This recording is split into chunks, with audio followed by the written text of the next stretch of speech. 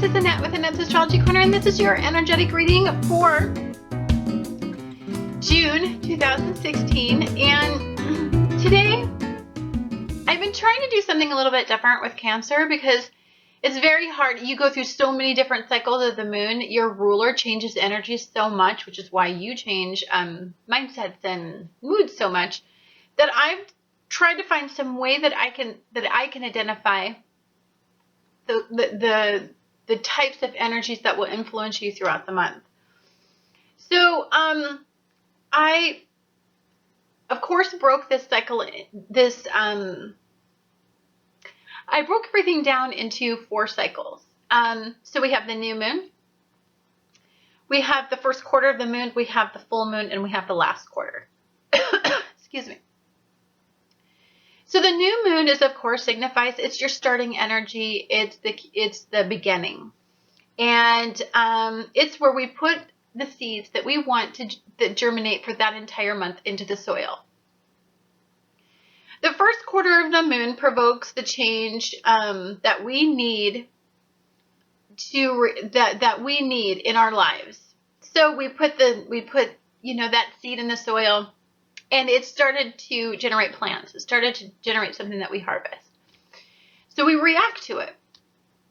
We react by giving it more water, or it needs more light, or it needs, maybe it's, pests, infested it or whatever, and we have to take care of it. It is where we firmly anchor whether or not we're doing it right or doing it wrong. It's kind of like that point of like, oh, I think I'm giving it too much water because they're starting to get all kinds of black spot or whatever. The full moon is the accumulative energy. So it's when the flowers become fruit. So this is the fruits of our labors. This is what we've been working for this entire time. The quarter of the moon is where we were thinking it through and trying to really just make sure that we're making the right decision. And then by the time we hit that full moon, it's like, did we make a right decision? The cumulative energy of what the seeds we planted. And then the last quarter of the moon is where the cycle begins to end and the abundance has been shared. And it's kind of the reality check. It's kind of like, well, if we were to make, we're clearing the ground, we're amending it, like we're making changes to it, that initial concept.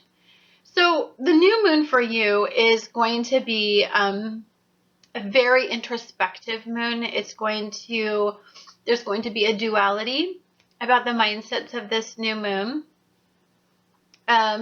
This moon is about feeling entitled, feeling like we deserve pleasure, but there's this pull into the past that every time we try to go through to a pleasurable outcome, somehow something happens, regarding partners or regarding what we deeply desire, we kind of get disappointed. And so there's that pull to the past. So what we feel is a little bit nervous about being too optimistic, too hopeful about a situation where we haven't really ever succeeded in.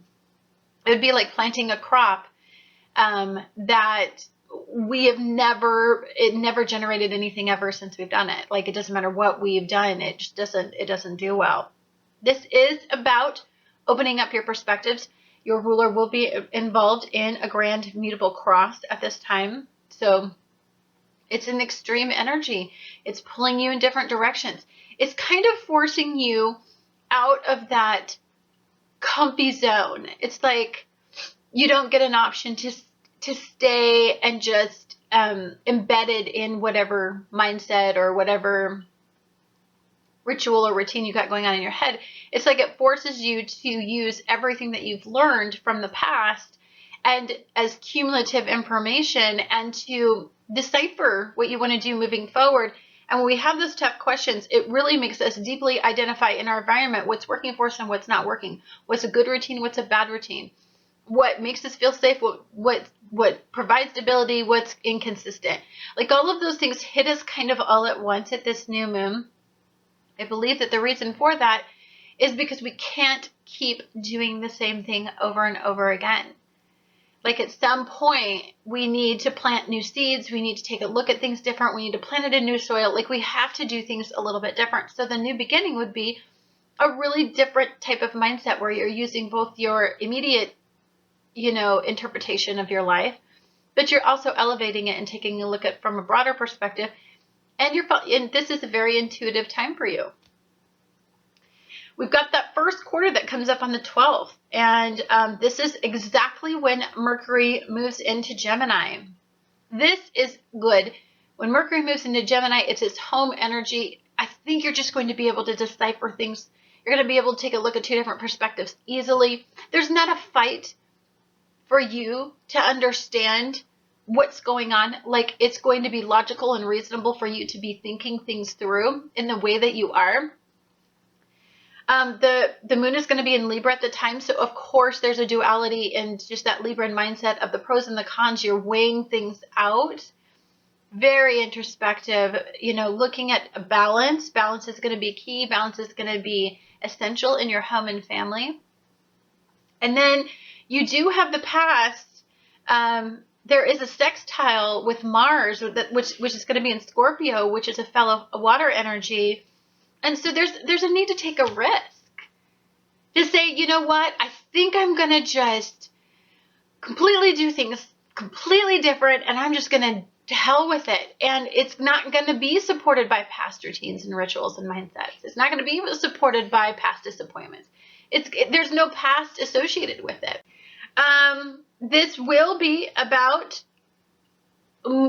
moving away from pleasure, but in a more balanced way. I think you're going to be taking a look at what you've done in the past, but I think you're just very enlightened in this energy. It's going to be a difficult conversation because, again, anytime we're moving away from past and we're looking at everything from a broad perspective and we're looking at the pros and cons, anytime you get involved with a past conversation with yourself, I think it evokes like some very intense energy. On the full moon, which is going to happen on the 20th, we're going to have our second full moon in Sagittarius. This is a cumulative full moon of this last 2 months. And this all has to do with rituals, routines, your health, your mental well-being, your physical well-being. This has to do with work environments. At the same time, the sun is moving into your energy. What do you deeply desire? What do you want? What type of lifestyle? What type of mindset? What type of routines that is going to help you empower yourself? You're going to be very reflective in this energy. This is going to have a powerful conversation with Uranus and Aries about the path that you're choosing in your life. The cumulative energy is, I need to go in this direction. I want this type of lifestyle. I'm ready to invest. And I think that for some of you, it's just what you deeply identify with. You're compelled in this energy to make this choice, this decision, to make the ending happen. It's an accumulative source. It has to happen. This is, of course, difficult because Mercury in Gemini is involved in a mutable grand cross. So I think what can be difficult is the duality. There is so much that goes into making this decision for you. And I believe that I think that you're fated, that you know that there's something bigger and better and just on the horizon. And I think you're just done with reinventing the wheel or reopening the same karmic wound. Like, it's time to piss or get off the pot, I think, in this energy. On the 23rd, we have the last quarter of the moon. And for you, this is when Chiron retrogrades. Very significant that Chiron retrogrades at the final quarter of the moon. This to me says that you need to end cycles that no longer serve you. You need to heal this wound once and for all. You need to move forward. The thing is that the past supports the decisions that you're making.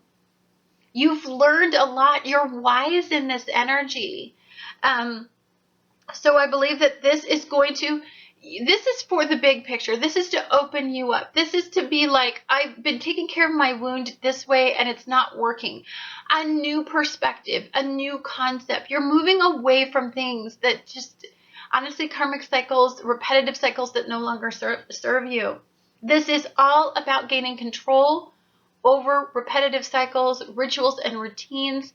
These you've been doing for a very long time. This is about taking control of those situations. Saturn is in a lovely trine with you doing this. The moon being in Cancer, you are emotionally motivated to do this as well, because I think intuitively you are being guided to make this decision. Now, will this feel ultimately harmonious? No. With Mercury caught in the mutable T-square at the end of the month, and it is squaring off at the very last quarter of this moon, I just think it tears at you to do this. I think it tears at your heart. I think it tears at your mind. I think it's scary. I think it's unusual. I think it's anytime that we break a ritual or a routine and we develop a new one and we make a commitment to that,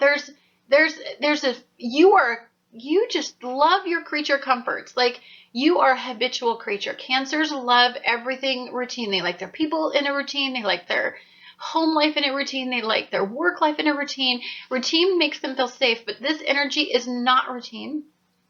It's not safe energy. In fact, it's about risking it all and trying things different and opening up your perspectives. It's about taking a risk, about moving away from things that make you intense and sensitive. You don't have to feel this way anymore. It's a beautiful month for you. I think overall it has some glorious energy. Is it an intense month emotionally? Yes. I believe it's going to be a very intense month with Mars in Scorpio in retrograde, and then it turns direct in the 30th, and that's in Scorpio energy, which is a fellow water sign. And then we have all this, Chiron is going to retrograde, and it's just been aspecting you all month. Of course, this has to deal with healing, moving away from karmic cycles that no longer serve you. This is hard stuff. This is making decisions that may not initially feel good, but in the long run, it serves you to make these decisions. Anyhow, guys, thank you so much for watching Annette's Astrology Corner, and I look forward to talking to you guys again next month.